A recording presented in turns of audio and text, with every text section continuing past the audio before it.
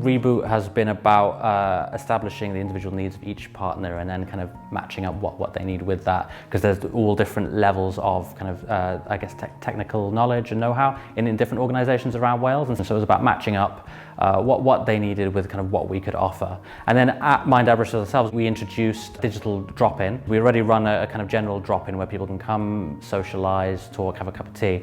We thought, well, if we introduce a separate digital drop-in where people can bring their devices, discuss their technical needs, any questions they might have if they're having problems with their phones, with their tablets, etc., they could just bring them into the drop-in, have a chat. I got more confident with using the tablet to make designs on it, because we've had some really good tuition on it. Couldn't be without mine now.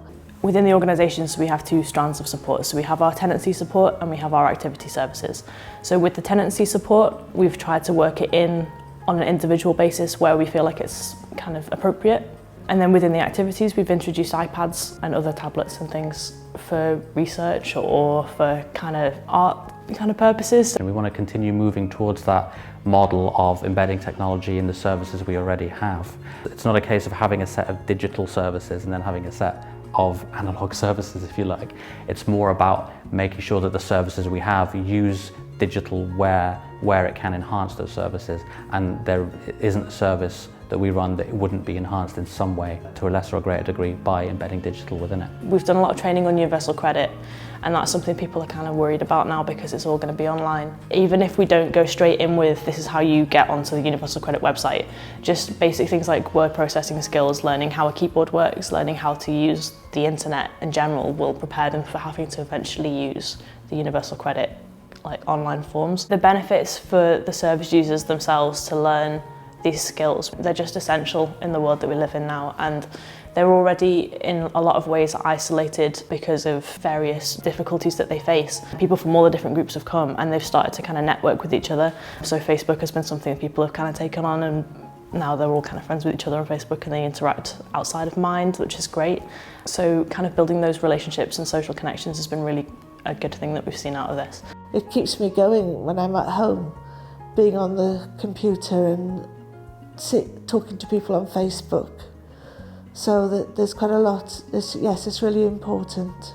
Finding ways to slowly kind of integrate them with this kind of digital world is going to do them a whole load of good, really. And we've found that when people start using technology, using smartphones, using tablets, that once they're kind of allowed to get on with it and use it, that then they start making the links in their mind between like, oh, to do this, I do this, and do this, and I do that. And they start kind of learning themselves, they're teaching themselves then, and Tyler can then step back and they become kind of independent users of technology. So I think really the benefits, you notice them immediately. When someone has that opportunity to access and use technology in a supportive environment, I think within minutes you start to see the light bulb comes to light in their head and they start seeing ways that they can use it that benefits them. Having digital champions there that people can identify as this person is specifically here to help me with that has been really good for creating a kind of cohesion for them. In some cases the digital champions were not particularly savvy with computers themselves, and I think that was really helpful actually, because if you're sitting with someone who just goes, oh yeah, it's easy, you just do this, this and this, then